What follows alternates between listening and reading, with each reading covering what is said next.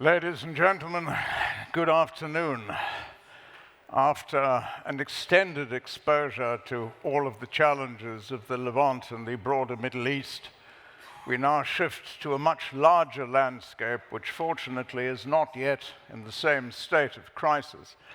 But as I think our panel this afternoon will show, there are many steps that have to be taken, both by Africans and by those who have an interest in Africa's success, in order to create the sort of environment that will avoid catastrophe and enable success.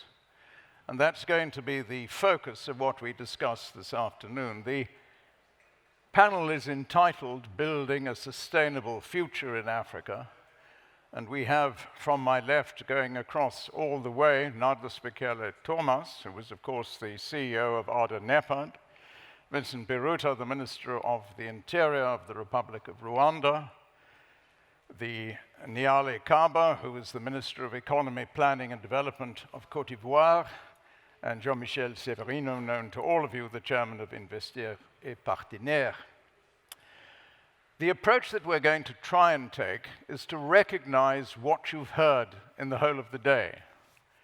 And if I can go back to that, if you looked at all of the discussions that happened this morning, conflicts in general, there are wars across the Sahel extending all the way to Sudan and the Horn of Africa, in the eastern DRC and down into Mozambique. In terms of health, the health challenges across the continent in terms of an absence of both nutritious food and, in addition to that, appropriate health care is challenging on all fronts. Food insecurity, you saw the maps presented to you this morning. A very high percentage of Africa's populations are, in fact, in conditions of appreciable food insecurity. Energy challenges, there are at least 600 million Africans today with inadequate access to modern energy sources. Industrialization, digitization, and value-added beneficiation of primary export products.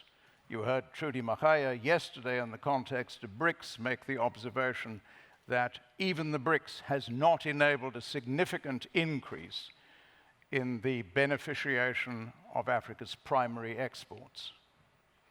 And then lastly, the challenge of education, and related to that, the whole question of employment in a part of the world which has the youngest population in terms of all of the SDG regions, which will maintain a population of working age and below working age by today's standards until the end of the 21st century, and in addition to which will effectively triple its existing population by 2100. Between now and 2050, Africa will roughly double its existing population. It will add another third up to the end. So these challenges are enormous. The opportunities are extraordinary because Africa will have the largest demographic dividend in principle in the world over the course of the next 70 years. And what we're going to try and unpack this afternoon is what Africa is doing about it, how investors are currently reacting to these opportunities and risks, and what we have to do collectively as citizens of one world in order to be able to enable a sustainable and effective future for Africa. So if I may, I'm going to come to Nardos Bekele-Thomas first of all and try to get the overview. You sit at NEPAD Ouder, you have the overview of the whole of the African Developmental Challenge. Nardos, tell us what you're doing. Thank you very much. I think, we're focusing more, like you said, on the opportunities and being, optimistic about Africa. Why be optimistic? First of all, we talked earlier on about the agricultural deficit that there is in the continent. And the panelists said, and I had a discussion later on that there is a problem. It's not a problem. 60% of the arable land is in Africa. And most of all what it takes as ingredients for fertilizers and to do with all the problems, the solutions are within. The second thing is that, like you rightly said, there is so much demographic dividend. I mean, these youthful energies, if they are really empowered, are just a power force for Africa, but also for the globe, and I'll come later on. The third thing is that Africa has still the oil and the gas, and when we talk about renewable energy, the green energy and green economy, Africa possesses all what it takes. Africa has 90% of the platinum group that you need to make the world, the planet green. It has 95% of the chromium that we need. It has got 30% of the magnesium and lithium. It has got 20% of the graphite, 66% of the cobalt, and certainly Africa is bankable, in my opinion. And Africa is waking up. I mean, despite all the problems that we had with the structural adjustment, the climate change, and all the exogenous shocks, Africa has got a vision, the Vision 2063. It has translated this vision in terms of a 10-year implementation plan. We just completed the 10-year implementation plan and came out with the second 10-year implementation plan. The second 10-year implementation plan took into account the deficiencies of the first 10-year implementation plan, including the costing of it, including really planning for the inevitable shocks, that is foresight planning, scenario building, and therefore it's a complete one. Yes, ambitious, truly ambitious, and it should be ambitious, but attainable. And in that, we have got many programs, but the foundational programs, like the infrastructure. Infrastructure, we've been talking about it. Yes, you're tired of hearing about PIDA. PIDA PAP 1 had attained, to some extent, some progress, but it was falling short. But the PIDA PAP 2, the second action plan, takes into account the deficiencies of that and addresses it by making sure that we have got the experts pool, by making sure that there is a service delivery mechanism, and making sure that the private sector participation is real and the conducive environment is built. And therefore, in the PAP 1, if you see the progress that was made, it was made by public expenditure. Member states invested in infrastructure. And that's why, for sure, the debt has risen up, to some part, right? And therefore, this second phase, which has got 67 projects comprising of, roads, rails, air, and ports, is really a compilation of many projects together, including the digital infrastructure, which takes into account the broadband connectivity, the data centers that we require badly, and also the cybersecurity aspect of it. Then in that, I would add the energy, because you mentioned the energy. The energy, we have really come out with the comprehensive power master plan. The comprehensive power master plan anticipates the energy capacity that we require to transform Africa, to implement the 10-year implementation plan, which would be 1,200 gigawatts.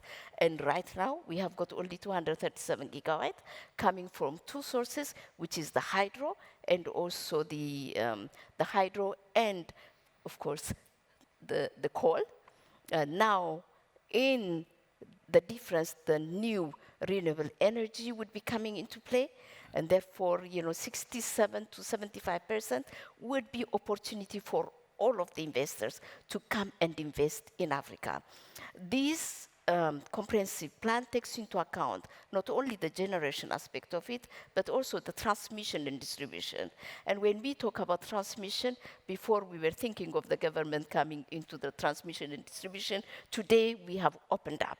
We're coming out with bankable projects so that private sector from all over the world could come and participate in Africa's power generation, transmission, and distribution, so that we can have the power pools at regional levels developed, and that's part of the capacity building that we are doing, the 5 regional power pools, and having a trading a market for electricity at the regional level, but also these 5 power pools combining into one single electricity market, which will not only provide power to Africa, but power the rest of the world also, whoever would be in the market and interested in the market. But we would have surplus in terms of power.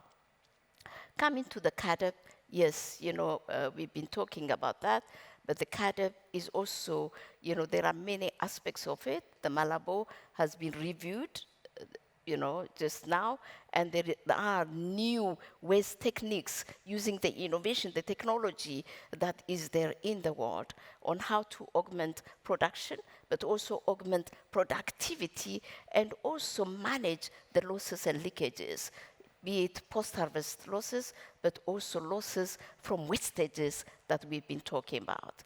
Of course, the water resource management is another aspect of it. We come to climate, 4% is what we caused in terms of, the carbon emissions, but we are paying for it. Hey, the world has to wake up. The world has to wake up because we need to help Africa to build its capacity to adapt, but also to mitigate. We have been promising a lot, but we have not fulfilled the promises. And unfulfilled promises have got consequences, not only for Africa, but for the entire world. And, I urge everybody to come and help us with the adaptation mechanisms, but also mitigation. In addition to that, what I would like to say is that truly, Africa is awake. We are ready. We have got our plan. We have got our dashboards in the different nations. Therefore, nations respond to this adapted and aligned plan that we have.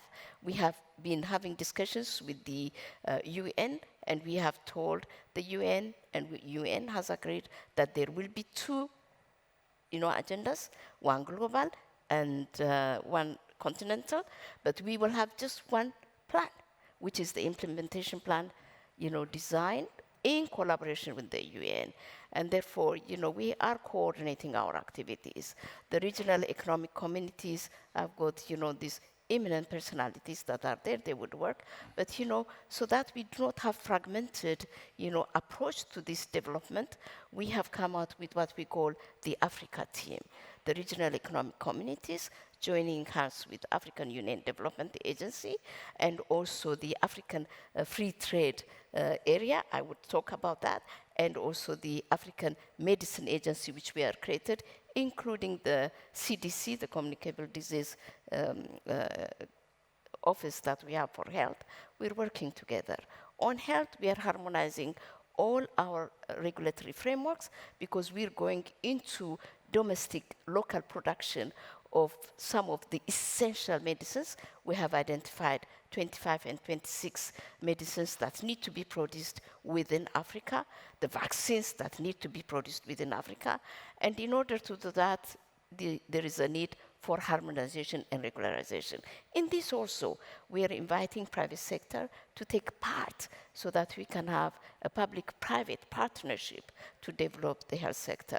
It's not normal that Africa produces only 5% of its medicines, and 95% is. And you saw the vaccine inequity and the harm that it has brought. And therefore, in health sector also, the infrastructure needs to be built, and we're inviting you to come and join us. In addition to that, industrialization is very important. We can have the African Free Trade Zone area, but without any production, without any productivity, without our manufacturing industries, without building the value chains, the supply chains, without making sure that there is forward and backward linkages, we cannot realize the AFCFTA. And therefore, we're working closely with AFCFTA, coming out with an impact assessment. What would be the impact of AFCFTA on individual countries, where are the growth centers, where are the chains, and trying to build the chains, but also focus around alternative strategies for those countries that depend on tariffs. And therefore, these are all package programs, one touches on the other. Finally, on youth. For us, youth is the major asset. You've seen, innovation coming up. You've seen entrepreneurs coming up, startups all over the place. It's hope. You see the young ones, they are just the hope of Africa, and we need to invest in them. And in investing in them, like earlier on discussed, we're trying to come out with a program that would make sure that we map out all the investments that have been, spent on education, and try to see, if we can have the capacities, the intellectual capacities to really inform the public service. And having a program that would capture all these, integrate them in the public service would make such a difference, because they would be the young ones that would plan for their future, and not us, the old ones. The second thing is really coming out with innovation hubs. There are so many hubs. In the name of Africa, many hubs that are not functional. Mapping them out, setting standards, for these hubs, and making them to be useful to the socio-economic transformation of the continent is critical and very important. And we have embarked in doing that. Join us. The third one is the startups. There are many startups, but we need institutions that support them. The Intellectual Property Rights Office is very critical. The Bureau of Standards is very critical. The Export Promotion Centers, the research institutions, all coming and working as one would bear results for Africa. So I will stop here, and then, I will answer some questions later on. Thank you, Nardos. You've just heard the Draghi report for Africa. I think it gives you some sense of the scale of the challenge and the scale of the way in which it's being addressed. You're talking about 55 countries. 54 of them have already signed up to the African Continental Free Trade Agreement, only Eritrea has not yet, and 34 have already ratified it. It will, by orders of magnitude, be the largest free trade organization in the world if that agreement is fully implemented. Exactly. But Nardos has both set the ambition and defined the challenges. She's spoken, in addition to that, to one of the instruments within this overall framework, regional economic commissions, and we're privileged this afternoon to have representatives of two. Firstly, the East African Commission, and secondly, ECOWAS on the West. So I'm going to turn, if I may, to Vincent Biruta first to speak both from a Rwandan and from an East African Regional Economic Commission perspective. Thank you. As it is my first time to participate in this World Policy Conference, I wish to take this opportunity to thank Mr. Thierry de Montbriard for having invited me, and also to appreciate the high quality of the panels which discussed various important topics. As mentioned before, regional integration is, for African countries, not an option, but a must if we want to achieve economic development and peace. And we have the tools in place, the African Continental Free Trade Area, which has been signed by 54 countries and ratified by 48 member states. Some of them have started trading under that agreement. And we have also 8 regional economic communities, one of them being the East African Community. These regional economic communities facilitate the integration process, and I focus only on the East African Community, though Rwanda is also a member of the Economic Community of Central African States, and for member of COMESA as well. The East African Community was revived in 2000 because it was created first in 1967, but it was dissolved in 1977 due to differences among founding countries, which were Kenya, Tanzania, and Uganda. In 2000, the treaty of establishing the East African Community was signed again, and other members joined the 3 founding members, with Rwanda and Burundi joining on the 1st July 2007. Maybe if I can have a map there to help you to understand what you are meaning. So that is the East African Community when it was established, Uganda, Tanzania, and Kenya. But in July 2007, Rwanda and Burundi joined. Thereafter, South Sudan on 16 April 2016, Democratic Republic of Congo in March 2022, then Somalia recently in March 2024. With these 8 members, these countries covering an area of 5.4 million square kilometers with a population of around 350 million and a GDP of 350 billion US dollars. This East African Community was established with the ultimate goal to achieve political federation, which is will be the first step after the single custom territory, the common market, and the monetary union.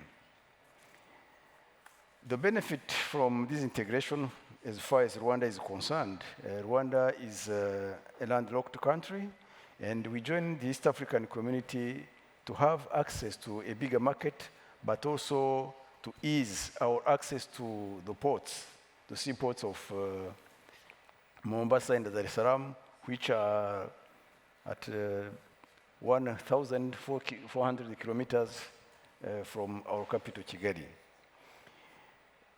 So integration into East African Community expanded Rwanda's economic and diplomatic opportunities, and the adoption of the East African Community Customs Union and Common Market Protocol granted Rwandan businesses access to a larger regional market, fostering trade, economic growth, and investment. The implementation of the Customs Union and the Common Market Protocols has reduced the cost of doing business, reducing transport costs from $6,000 US dollars to $4,000 US dollars if we consider the northern corridor linking us to Mombasa port, and from $5,300 US dollars to $3,500 if we use the central corridor to Dar es Salaam. The time for shipping cargo has reduced from 21 days to 4 or 5 days if we use the port of Mombasa, and from 18 days to 3 to 4 days if we use the port of Dar es Salaam. And this was also facilitated by the establishment of one border post policy. We have on our borders established one border post where civil servants of both sides work in the same buildings, and the procedures to clear the goods which are being imported or exported to Rwanda or exported from Rwanda are cleared in these one border stop post, which really reduce the number of days which are needed to have this good cleared. So we have put in place other instruments to facilitate the free movement of people, where Rwanda, Uganda, Kenya, and South Sudan are using national IDs or student IDs just for people to be able to move from one country to another in our region. And some East African Community partner states, namely Uganda, Rwanda, and Kenya, are implementing the East Africa Community single tourist visa, allowing tourists to have multiple entry within those countries. And this visa is costing $100 only. We have also one area network in Uganda, Kenya, and Rwanda. You don't need to change your SIM card when you cross to these countries. You can continue using the same SIM card. And these facilitate the movement of people within our area. So Rwanda has benefited a lot from joining the East African community, but we have also brought to the East African community some of our good experiences. We have contributed to the integration agenda of the East African community. We have this one-stop border post policy I mentioned. It is one of the policies which was spearheaded by Rwanda, and our neighbors accepted it, and this has reduced the delays for the movement of goods by 84%. We have also, Rwanda has a visa openness policy that facilitates people to come to Rwanda. You know, for members of the African Union, they don't need to have a visa to come to Rwanda. They have receiving a free visa for 30 days, and it is the same for citizens from Commonwealth countries, and for the Organisation de la Francophonie. They can come to Rwanda without applying for a visa. They get it for free for 30 days. And for other citizens of the world, they can get their visa on arrival for 30 days, and they are requested to pay a visa fee. Of course, there are challenges to the integration agenda of our continent and our region. One of them is the low pace of integration by some member states. We mentioned the Africa Continental Free Trade Area. It has been largely adopted, but there are other protocols which should be ratified really to facilitate free movement of goods and people. One of them is the one related to the protocol related to the free movement of people, which has been ratified by only 4 member states of the African Union. And of course, there are these interstate tensions from time to time. We have mentioned the conflict in some of our regions. There are still internal armed conflicts, and there is also the need to invest in infrastructures because goods cannot move without proper infrastructures, airports, ports, railways, and so on. Rwanda has achieved a lot in the last 30 years, and we believe that we will achieve even more in the coming years. We have adopted our 2050 vision, and we aim to becoming a country with an upper middle income status by 2035, with a GDP per capita of over $4,000 US, and from the current GDP of $1,040 US. And in 2050, we aim at becoming to be among the high-income countries with a GDP per capita of over $12,476 US. I wish to conclude with a quote of my president, His Excellency Paul Kagame, who said, I quote, "We don't want to be a status quo country or a status quo people. Vision 2020 was about what we had to do in order to survive and regain our dignity. But Vision 2050 has to be about the future we choose because we can and because we deserve it." End of quote. So Rwanda believes that planning, good governance, accountability, transparency, security, and long-term political and economic stability supported by regional integration can lead us to the Africa we want. I think. Super. Thank you, Vincent. I think everyone who knows Rwanda's path from the crisis of 1994 until the present will celebrate what has been achieved, and I think its impacts on the East African community have been very considerable as well. Nialé, I'm now going to come to you, if I may, and Côte d'Ivoire is not only a pillar of ECOWAS, but self-evidently a long-standing anchor of the relationship between France and hence Europe and West Africa in a highly significant way over a long period of time. And Nialé is a distinguished economist whose engagement with her present portfolio has actually pushed up the growth rate in Côte d'Ivoire quite remarkably in the course of the last number of years, so she deserves an enormous amount of personal credit for that. You're jolly close to double figures in respect of a growth. The last figure I saw in respect of expectations is 9.9%. That's pretty extraordinary anywhere in the world, so quite remarkable. Nialé, over to you. Merci. Permettez-moi de m'exprimer en français. Évidemment. Donc, pour ceux qui ont besoin d'un casque, vous dire que je suis déjà honorée de représenter le vice-président qui a dû rentrer en Côte d'Ivoire. C'est lui qui était invité sur ce panel. Je voudrais, avant de commencer, donc reconnaître la qualité des débats auxquels j'ai assisté et dire que donc, je suis honorée de prendre part au panel.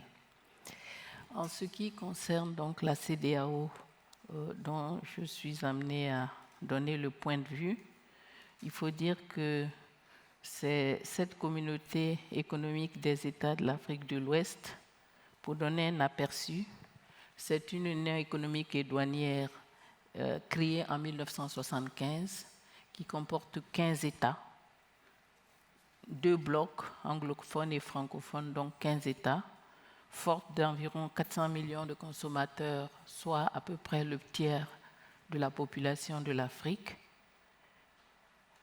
Et pour caractériser un peu ces États, dire que parmi ces 15 États, 11 sont des PMA. Notre sous-région a le taux de fécondité le plus élevé au monde et dire aussi le poids de la jeunesse dans la population. Au plan économique, cette union, ou je l'ai dit, une union économique et douanière, nous avons le droit d'établissement, également la libre circulation des personnes et des biens entre les États membres, incarne une ambition collective pour un développement économique inclusif dans la paix et l'intégration régionale.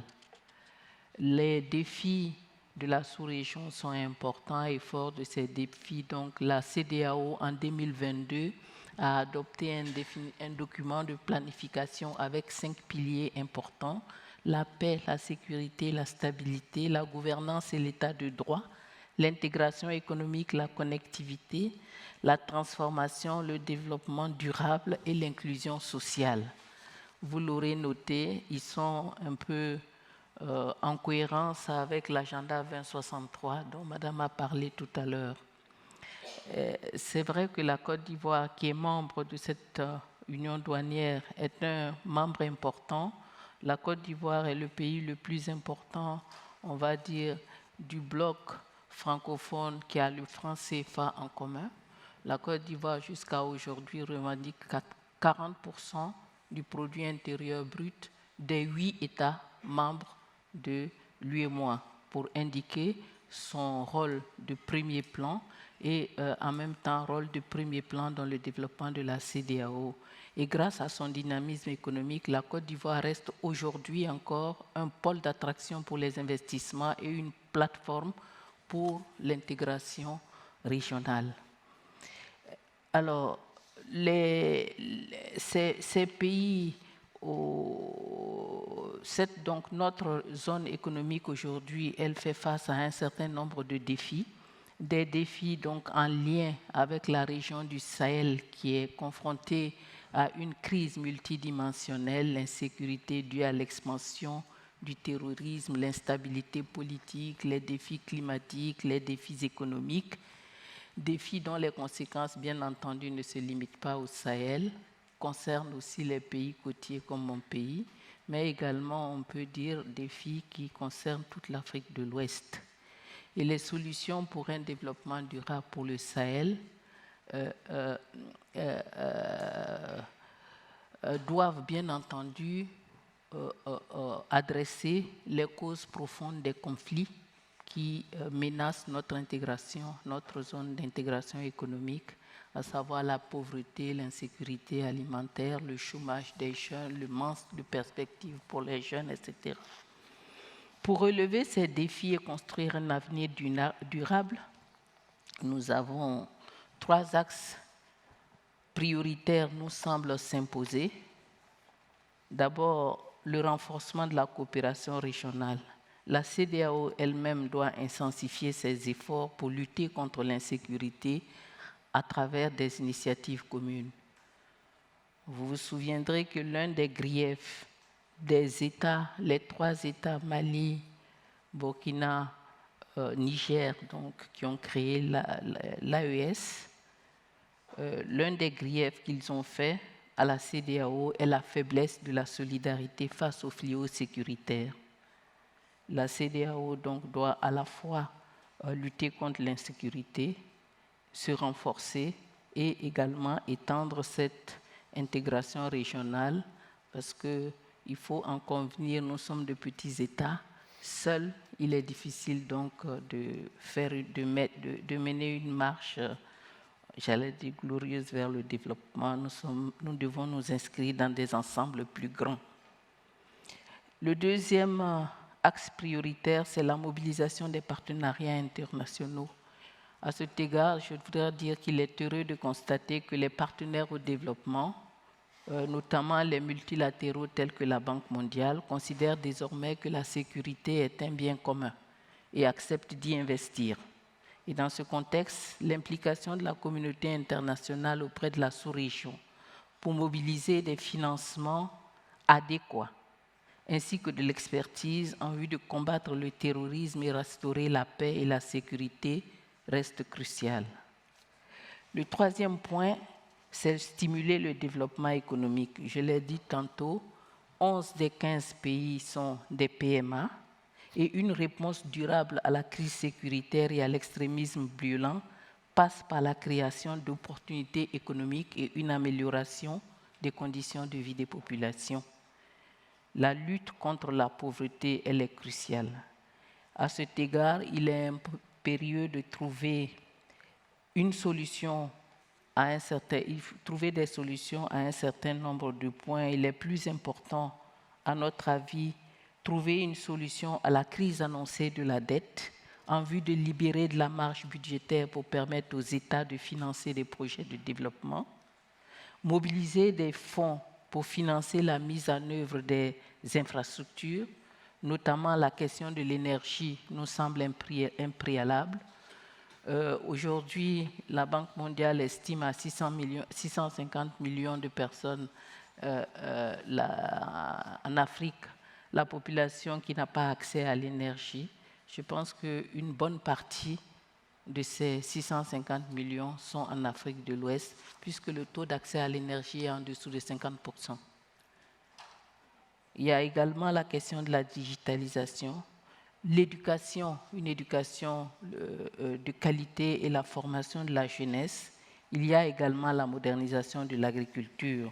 Puisque ces pays vivent essentiellement de l'exploitation de ressources naturelles, il est impérieux de moderniser l'agriculture et de moderniser donc les méthodes de production. Dans donc ce dynamisme économique, le secteur privé doit jouer un rôle important. Donc il est important donc de donner une place importante au secteur privé. Et enfin, ces pays sont de plus en plus en proie aux conséquences des changements climatiques. Il faut mobiliser des financements adéquats pour lutter contre les effets des changements climatiques. L'Afrique doit faire sa part. Nos pays également doivent faire leur part pour endiguer ces solutions et bien sûr la lutte contre la corruption et les flux financiers illicites ainsi que la mobilisation de ressources intérieures pour renforcer les mécanismes de financement sont des approches. Alors peut-être avant de passer la parole, un mot sur la francophonie. J'ai entendu la proximité avec la France. C'est des liens historiques qui sont des liens importants, des liens qui ont été à la fois économiques, culturels et politiques forts avec des acquis importants. Il faut dire que les entreprises françaises sont parmi les plus grands acteurs de l'économie dans nos pays. l'économie formelle. Elle contribue au transfert de technologies, donc à la modernisation des économies. Elle contribue à la création d'emplois. Elle paye des impôts dans nos pays. Notez toutefois que les populations sont désireuses que nous allions plus loin. Désormais, il s'agit de dépasser les paradigmes traditionnels pour construire des partenariats mutuellement bénéfiques axés sur des projets structurants et sur la co-construction. Il y a peut-être un mot sur le CFA, outil d'intégration économique régionale et de stabilité monétaire, dont pendant la période Covid, nous avons noté que les pays qui avaient cette monnaie en commun ont été les plus résilients. Ceux qui ont le plus résisté également à la poussée inflationniste qui s'est répandue dans notre région. Cependant, cette monnaie nécessite des réformes pour répondre aux aspirations des populations et renforcer la souveraineté des États. Donc, sur la question, je pourrais résumer et dire qu'il est évident qu'en matière de coopération économique, la France reste un partenaire clé pour le financement de projets d'infrastructure, la formation des ressources humaines et le transfert de technologies, et que la francophonie économique doit être davantage mobilisée pour créer des réseaux d'entreprises, encourager les échanges commerciaux et promouvoir l'entrepreneuriat mutuellement bénéfique. Je vous remercie. Merci beaucoup, Nialé. Merci. Jean-Michel, I'm going to now come to you with an extraordinary mix of experience, both in respect of public sector-led development and direct investment. And I'm going to use, if I may, a story that's often attributed to Bata of the famous shoe company many, many years ago. He sent people to go and look at Africa at a certain point in time. He clearly knows the story. And the one came back from Africa and he said to him, Mr. Bata, there's absolutely no point going there. Nobody's got any shoes. And the other one came back from Africa and he said, Mr. Bata, we better get in fast. Nobody's got any shoes. So from that particular perspective, we'd love to have an investor's view on current opportunities within the African space. Merci, Seán. I'm going to speak French. Je vais aussi parler en français. Et effectivement, je suis du côté de ceux qui pensent que ceux qui n'ont pas de chaussures sont l'avenir du monde. Et je voudrais aussi, avant de commencer, me dire que je suis très honoré de me retrouver dans un panel avec trois personnes qui incarnent l'Afrique qui gagne, le NEPAD, qui a fait tant de choses pour la redynamisation des investissements en Afrique, et puis les membres du gouvernement rwandais et de Côte d'Ivoire. Le Rwanda et la Côte d'Ivoire font partie des 10 pays qui, dans le monde, ont connu la croissance la plus importante sur les 20 dernières années. Donc nous parlons d'une Afrique qui gagne. Maintenant, comme je suis un investisseur, je vais vous parler chiffres, et je voudrais le faire sur 3 dimensions différentes. La première est sur le passé. Je crois qu'il faut prendre la mesure du fait que, dans les 20 dernières années, le continent africain a cru de la taille en PIB de la Belgique à la taille en PIB de la France. Le PIB par habitant, en moyenne, a cru de 35% sur la période. Alors, il faut relativiser ces chiffres tout de suite, parce que pendant ce temps-là, le PIB par habitant de la Chine a cru de 555%, et le PIB par habitant de l'OCDE de 25%.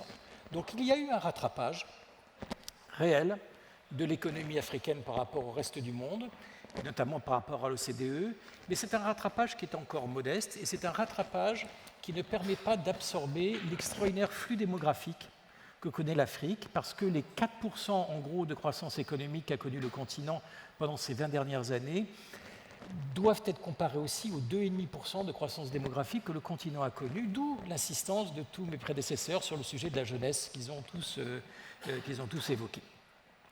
Et donc, et je vais arriver à mon deuxième point, malgré l'importance de ces progrès qui ont permis notamment l'émergence d'une classe moyenne qu'on voit partout, allez dans un restaurant à Abidjan et vous verrez qui dîne, pas des expatriés dans les meilleurs restaurants, mais des Ivoiriens.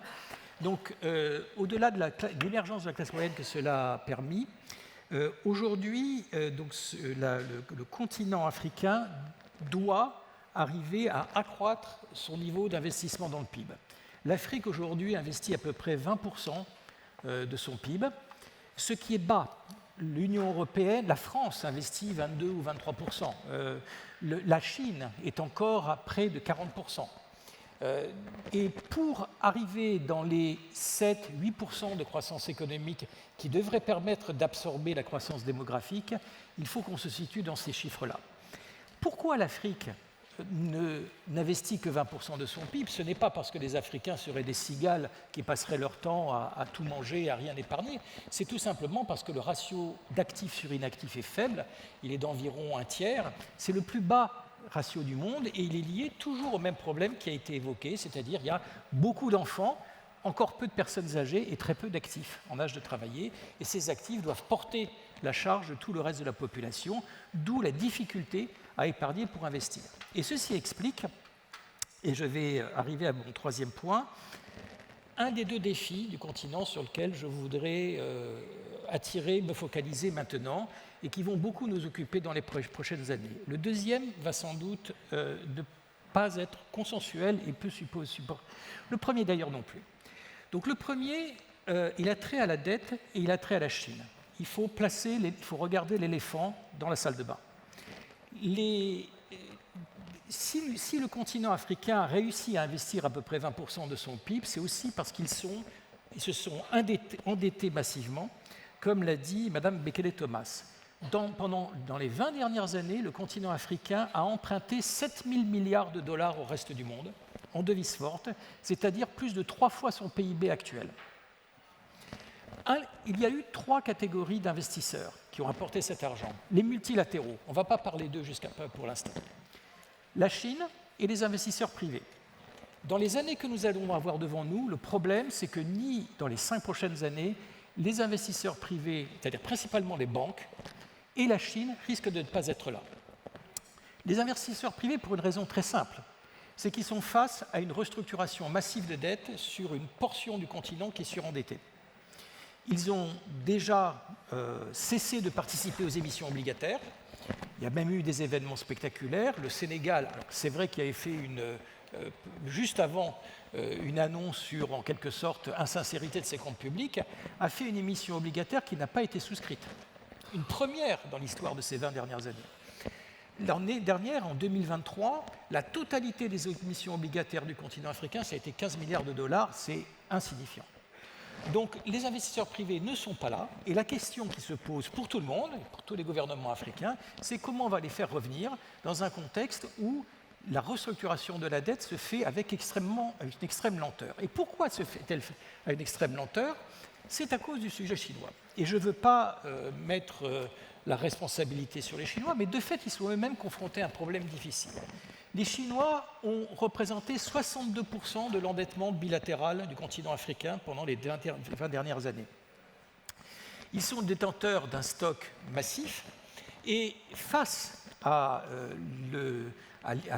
l'important risque de solvabilité qu'ils ont rencontré, ils ont, dans les 3 dernières années, décidé de réduire massivement leur financement. Le pic du financement chinois à l'Afrique a été atteint en 2016, environ 150 milliards de dollars de prêts dans la seule année 2016. Nous sommes aujourd'hui aux environs de 15 milliards de dollars, une division par 10. Et il y a une conséquence très précise pour le continent africain, et qui est que désormais, depuis 3 ans, la Chine est en flux net négatif vis-à-vis du continent africain. En gros, le continent africain rembourse plus à la Chine que les Chinois ne lui prêtent.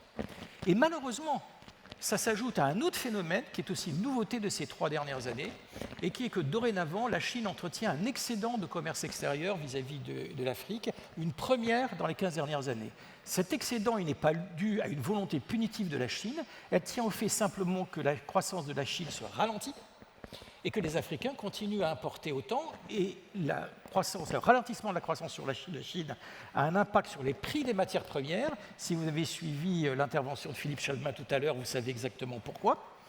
Et sur les volumes. Donc les Africains sont punis par les volumes, ils sont punis par les prix, ils continuent à importer. Malheureusement, ça crée un déficit de commerce extérieur. Et donc, désormais, la Chine, après avoir été un apporteur massif de devises au continent africain, est devenue un extracteur très significatif. Sans doute aujourd'hui, on ne sait pas exactement combien, mais c'est sans doute 2 à 3 points de PIB par an de devises qui sortent de direction du continent africain vers la Chine. Et du coup, les Chinois doivent, si on veut renverser cette situation, restructurer massivement leurs dettes, ce qu'ils ont beaucoup de mal à faire. Et je dirais qu'il n'y a rien d'étonnant, les Chinois suivent exactement le même parcours face à la dette que l'Europe et le monde a suivi dans les années 80-90. On a évoqué les changements structurels, c'est-à-dire qu'il y a eu la période de sidération. Ouah, ma dette n'est pas solvable, mes créances ne sont pas solvables. 2, je vais commencer à rééchelonner. 3, ça ne marche pas, il va falloir que j'annule. Donc nous sortons de la période de sidération chinoise, nous arrivons à la période de restructuration. Et alors s'ils sont aussi mauvais que nous, ils vont mettre 15 ans à s'en apercevoir. S'ils sont très très bons et s'ils regardent le fruit de l'expérience, ils vont mettre 5 ans à 7 ans. Mais pendant ce temps-là, on va continuer à être en flux net négatif. Et ça a bien entendu des conséquences immédiates sur les volumes d'investissement chinois. Le dernier point, le deuxième sujet, je vais essayer d'être rapide là-dessus, c'est le changement de modèle économique africain. Alors, la Chine, nos amis africains ne peuvent pas grand-chose. Ils subissent. Oui. Est-ce que vous m'entendez? Oui, à nouveau. La Chine, nos amis africains n'y peuvent pas grand-chose. Ils subissent le phénomène. Mais le deuxième sujet, il est extrêmement important. Ces 7 000 milliards de dettes, à quoi ont-ils servi? Une question importante. Eh bien, les 7 000 milliards de dettes ont servi à accroître la dépendance de l'Afrique au pétrole et aux matières premières. En 2000, la part des exportations africaines consacrées au pétrole et au gaz faisait 30% de leurs exportations. Aujourd'hui, c'est 50%. Les investissements directs étrangers qui étaient consacrés au pétrole et au gaz en 2000 étaient 30%, c'est 40% aujourd'hui. En gros, l'argent de la dette a servi à financer les corridors d'exportation et les équipements et les infrastructures destinés à extraire le pétrole et le gaz du continent africain.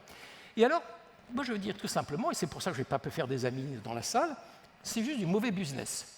Moi, en tant qu'investisseur, m'endetter dans un business qui est structurellement problématique, je ne considère pas ça comme une bonne affaire.